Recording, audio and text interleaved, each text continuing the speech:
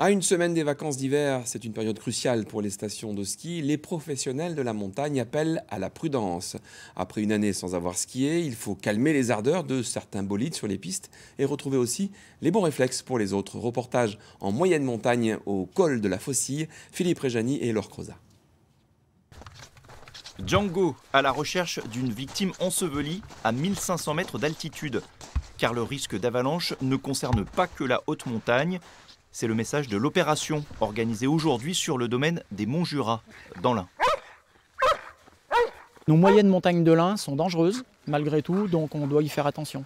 On est sur un massif où il y a presque 300 jours de vent par an. Il y a des déposes de neige énormes accentuées par ce vent. Des conditions météo qui peuvent être compliquées. On a du brouillard qui émane du bassin lémanique assez régulièrement. Il y a la météo, capricieuse, les coulées de neige qui peuvent se produire sur de faibles pentes, mais aussi les erreurs classiques, comme placer son détecteur de victimes d'avalanche dans son sac à dos plutôt que sur soi. C'est une erreur qui est assez courante. Ouais.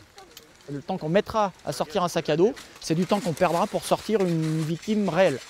L'espérance de vie d'un enfoui sous une avalanche, il est de 98% de chance de survie pour une victime qui est extraite tout de suite après une avalanche. Au bout de 35 minutes d'ensevelissement, le pourcentage de survie descend déjà à 30%. Dans l'Ain, le secours en montagne est assuré essentiellement par des pompiers et leur équipe spécialisée d'intervention au milieu périlleux, même si les gendarmes et les pisteurs sont aussi mis à contribution. Malgré la saison blanche de l'hiver dernier, le nombre d'interventions augmente. Il y aurait une sorte d'effet rebond, de ruée vers les activités montagne et nature.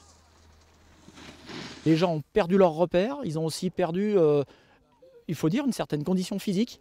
Et la reprise de ces activités, elle doit se faire progressivement, mais elle doit se faire en étant conscient qu'on n'a plus forcément les réflexes qu'on avait il y a 2 ans avant tous ces différents épisodes liés à la crise sanitaire.